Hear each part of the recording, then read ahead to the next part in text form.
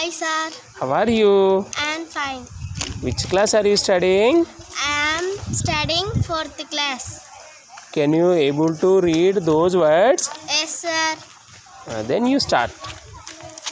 Mice, rice, dice, lice, vice, nice, bite, kite, right, sight, white, might,